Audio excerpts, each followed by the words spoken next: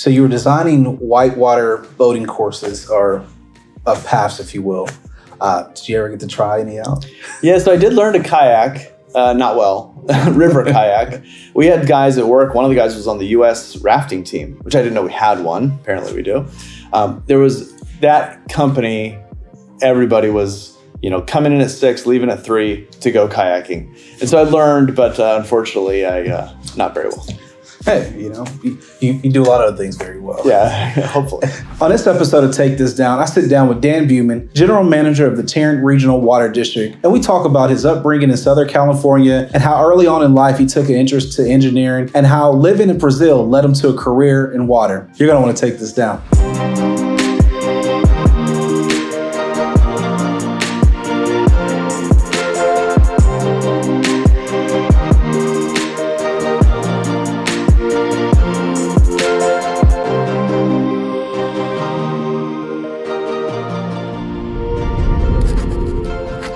You're going to want to take this down.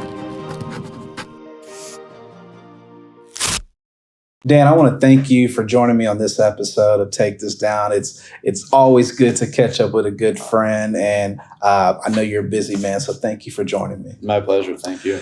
I always like to tell my guests why I invited them on. You and I, go back to our Leadership Fort Worth days, and I would say we just naturally connected. Yeah. And got to see you grow from where you originally was to now as the GM for the Tarrant Regional Water District, and you have taught me so much about not only water but what the Tarrant Regional Water District does. And, I wanted the rest of the world, the rest of our communities to know the man behind who's keeping us, one, with plenty of water supply, but also just who you are as a person, and to use my platform to, one, so people get to know who you are.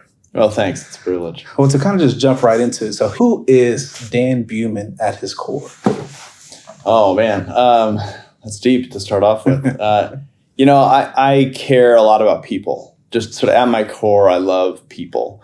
And so everything I do, I try and focus it on the people I love, the community I serve. I'm a man of faith. That definitely drives who I am. And so just at my core, everything is about who I'm serving or who I'm relating with. And that informs my work and my service to God, my service to my family and everything. And so if my memory serves me correct, you're originally from Utah. No, originally from California. California, yeah, okay. Grew up in Southern California. So how was it growing up in Southern California? It's a great place to grow up. Backpacking one day and surfing the next, and weather's great. As an adult, it's a little harder. The traffic is something you have to contend with and many other things. But as a kid, it's a great place to grow up. How was your childhood? Ideal. I mean, I come from a big family. I'm 7th of 8 kids. And, we grew up in sort of a great neighborhood. I had a paper route. In some ways, it's sort of your prototypical suburban lifestyle. I had challenges, but it was a great growing up and a great family. So being 7 or 8, was it a fight to who got the last biscuit or anything like that? Yeah. When I got married, Tiffany, one day we were eating out and she said, "Hey, do you want some of my food?" I never had that experience where somebody offered me their food, because in our household, you ate everything on your plate because your brother was going to eat it if you didn't. So yeah, it was intense growing up with that big of a family. So I imagine growing up, you knew that one day you was going to make an impact on water. Oh, for sure. Not at all. What did you see yourself doing when you were going through high school? My dad's a mechanical engineer. And he worked in the he worked in the defense industry. Actually, designed warheads for air-to-air missiles. And he had a fascinating job as a kid. He was pretty cool. I remember in a math class, he was helping me solve a math problem, and he was explaining how a tank, air-to-tank missile worked. And I asked him some questions, and he said, "Oh, I can't tell you that." I thought he was joking. He was serious. And as a kid, you think, "Oh, that's pretty cool." And I definitely had a more of a scientific math mind, and I think that led me naturally into engineering. And so you go off to BYU. Did you think when you went to BYU, you were going to follow in your father's footsteps, or just knew engineering was probably just a natural interest of yours? Yeah, I think I started in engineering just because, I had that background with my dad. It made sense where my strengths lied. I started in mechanical because, again, that's what he was doing, and it just felt like a good fit. But then I went to Brazil for a couple of years. And when I got back, I said, I really need to figure out what I want to do for a living and what I want to do for my career. And so I spent a lot of time interviewing professors and career counselors, and realized engineering was still a good fit for me. But I switched to civil because I was really interested in environmental issues. And at the time, well, even now, civil and environmental engineering is one college. Now, I came to realize environmental engineering in those days, and sometimes even now, really refers more to water and wastewater treatment. But still, it did give me more exposure to the environmental issues that engineers face. And so that made me, that created the switch. And then, just as school goes, you have to figure out your specialty. Just like in the medical profession, you go through medical school, and at some point you have to figure out what your residency is going to be. Same thing. I gravitated towards water for a lot of different reasons. So what were some of those reasons? I mentioned Brazil, and I told you the story before, but I lived in Brazil for 2 years, and I distinctly remember one town I lived in. I lived in a very poor area of Brazil. Not all of Brazil's poor, but the state I lived in was. And the city I lived in, well, I lived in several, but this city was very poor. And one day we woke up and there was no water. You turned on the tap and no water came out. And this was just, I'd never even conceived of this situation as a kid. And I think a lot of people in the United States don't ever conceive of that situation. It stayed gone for several days.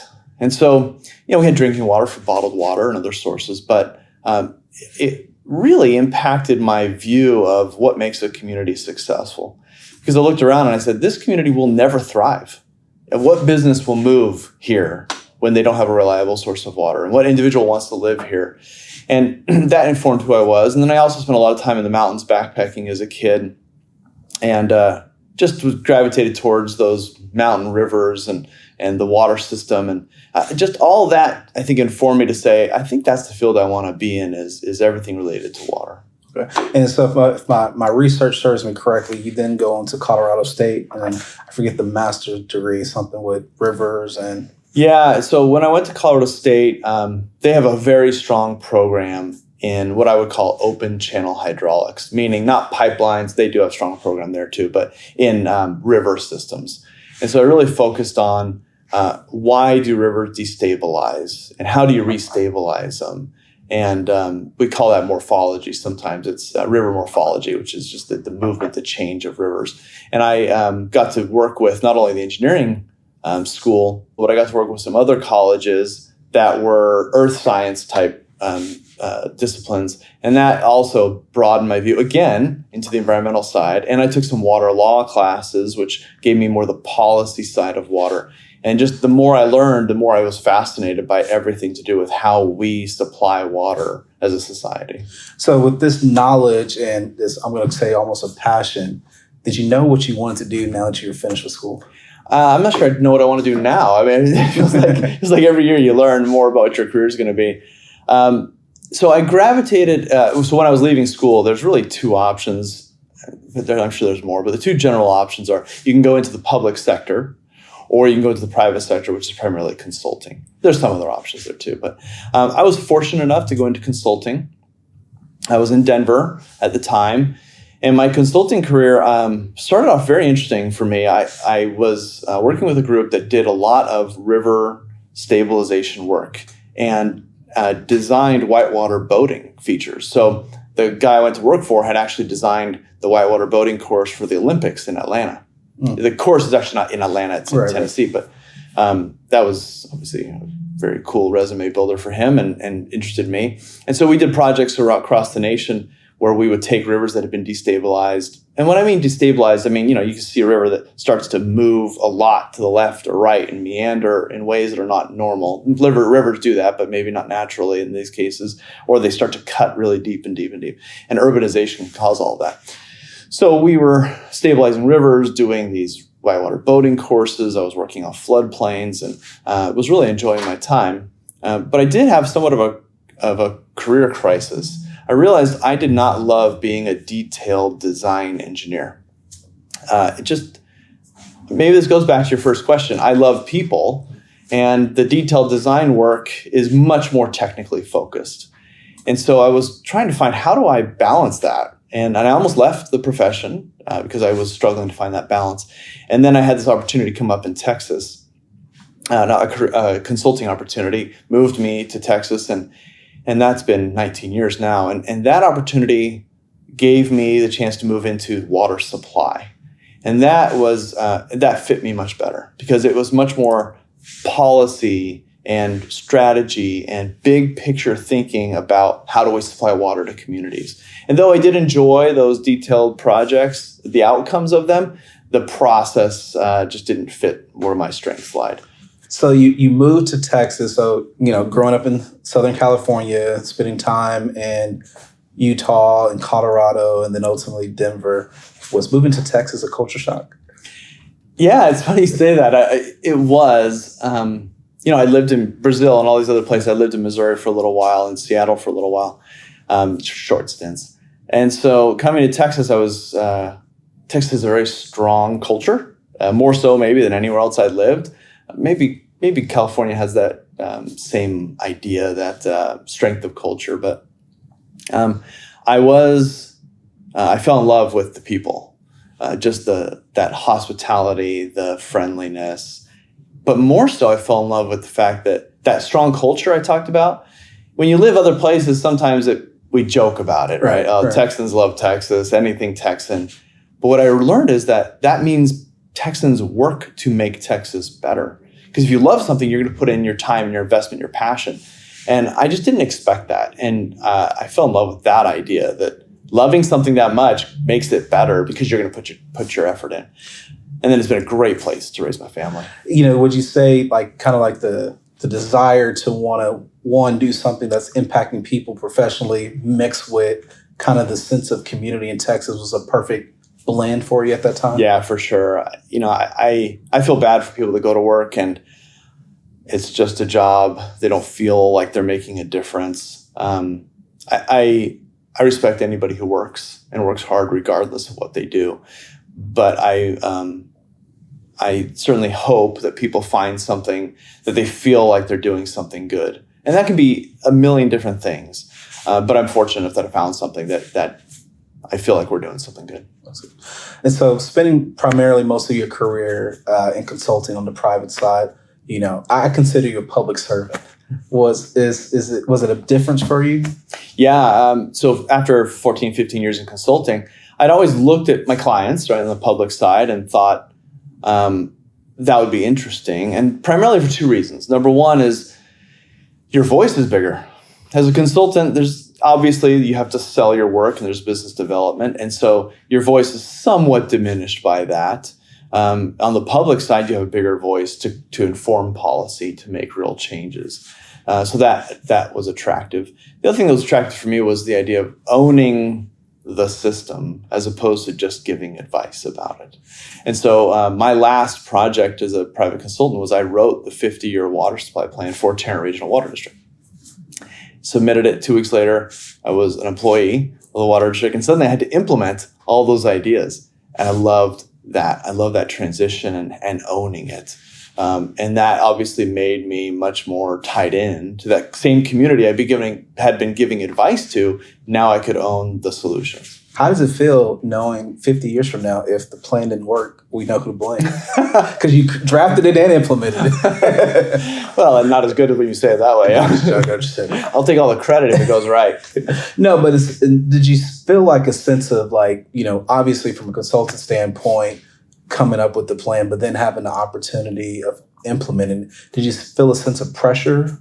Yeah, I was surprised. On the consulting side, you feel the pressure to do a really good job and to give your client really good advice. On the public side, you feel the pressure of, if this goes wrong, this community won't have water, or the business development the economic development will be stinted, or whatever frame you want to put that in. That does create a very positive pressure that made me, instead of, sometimes as a consultant, you're focused on billing hours. I mean, certainly that's not what your whole focus is, but you have to pay attention to it. On the public side, you could drop that feeling and focus purely on, let's make sure this community is taken care of. So you ultimately rise to become the general manager for the Tarrant Regional Water District. Now, as I say, as you're sitting on top of the mountain, has it been everything that you've expected or hoped it to be? Not everything I expected. but I love it. I love my job. I love working for our board of directors. I think they are just phenomenal what they're trying to do for this community. And really, they're the ones that are at the top of the mountain here at the Water District. I certainly feel that positive pressure to make sure we're doing the right things. From maybe day one, I don't know, certainly right at the beginning of taking over general manager, I made a statement that's now our primary value statement, which is we do the right thing the right way, no matter what. And I just feel passionately about that. And luckily, I had a staff that was so ready to do that.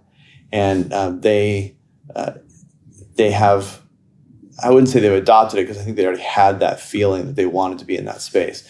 Now, that creates a lot of tension. What is the right thing? That's not easy all the time, but I like the fact that we're having that conversation. So it has been wonderful. I love that I've been able to get connected to so many community leaders and so many of the public.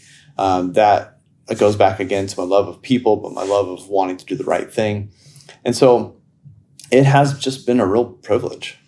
So a lot of people may not know about the Tarrant Regional Water District, that it has over 400 plus employees, a budget probably over $200 million now. I would be remiss if I didn't give you an opportunity to talk a little bit about what the Tarrant Regional Water District does. Yeah, I'm glad of the chance. Good friends of mine still ask how things are going at the city or the county, right? Because they struggle to understand who we are, and I understand why. So Tarrant Regional Water District was formed literally 100 years ago, hence the pin. And we were formed in response to some flooding. And Eagle Mountain and Lake Bridgeport, those two lakes were built primarily to resolve that flooding, but almost immediately became a water supply solution. And it's a regional entity. And so though our name is Tarrant, we cover 11 counties. And we serve water to 2.2, well, it depends on the day, maybe it's 2.3 today, million people. And so that regional mission on the water supply side enables us to build a lake to supply 70 communities, as opposed to 70 communities going to find their own source of water, which really is not tenable. And it saves everybody incredible amount of money. It reduces the environmental footprint. This wouldn't happen, but 70 lakes, right? You can imagine the impact that would have. And it gives us a pretty big voice when it comes to water policy.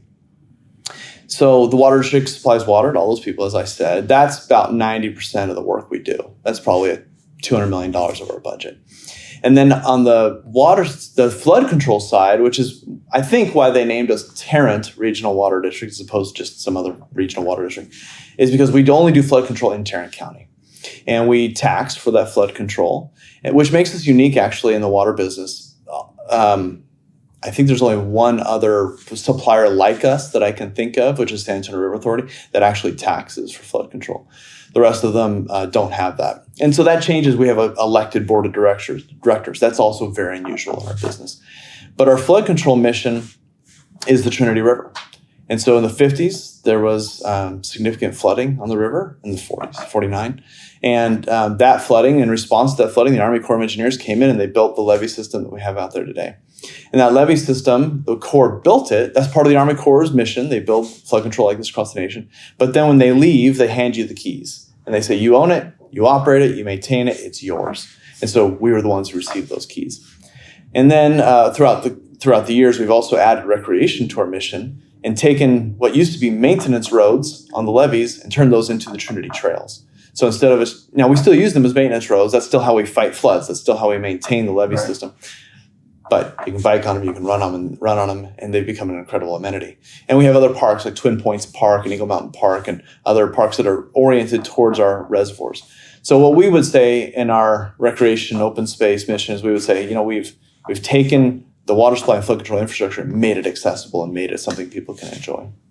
Talk a little bit about the reservoirs, because I understand you all have reservoirs all across the state. Is that correct? So we have built and own and operate 4 reservoirs. And I get this question a lot. The reservoir, the way we build these is you place a dam on the river, and when it rains, instead of that water flowing downstream, the water flows through the river to the dam, and reservoir fills up. So we've built 4 dams. One on Richland Creek and Chambers Creek becomes Richland Chambers Reservoir. Another one on Cedar Creek, which becomes Cedar Creek Reservoir. And those are both in southeast. They're not East Texas, right? But they're certainly southeast of DFW. And then Eagle Mountain and Lake Bridgeport. We also put water into Lake Arlington to supply some of our customers.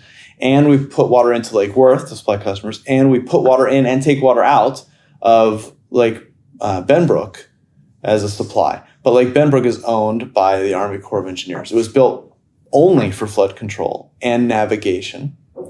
The navigation purpose never materialized, and so that's no longer one of the purposes of that lake. That changed just a few years ago. But we do use it for water supply, and we coordinate with the Army Corps on how that's done.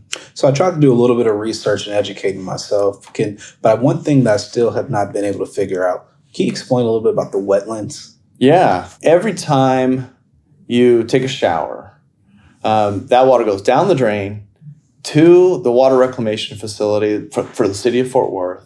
They clean that water to a really high standard, and they put it back in the river. And so as we're looking for new supply of water, that becomes an obvious source to say we could reuse that water that has now been treated and put back in the river. I like to call that shower to flower, right? This idea that you can reuse it. Now, that water, it's in the river, which means it's picked up a lot of nutrients. And so you can clean it. You can put it in a treatment plant and clean it. But you can also let nature do that. And so we built a 2,000-acre wetland right next to Richland Chambers. We're actually building an even larger one on Cedar Creek right now, or designing it right now. And that wetland, you pull the water out of the river. It is that reused water, but it's in the river. You're not counting molecules, which one's reuse, which one's rain. You put all that in the wetlands, and it removes all that nitrogen and phosphorus and all these things that come from fertilizers and other sources.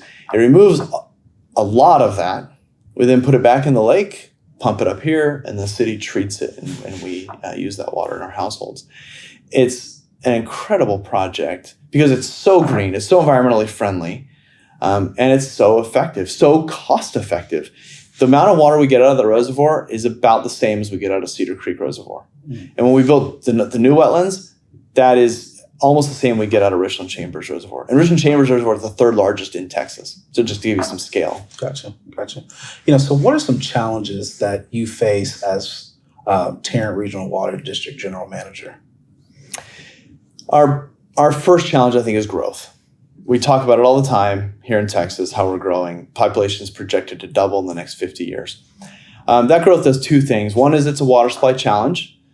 We are conserving as much water as we can. And I give a lot of credit to the public for hearing that conservation message and working to reduce their water use. They're efficient in their outdoor watering. The plumbing code has changed so much that people are much more efficient indoors. And that has decreased how much individuals or each family is using.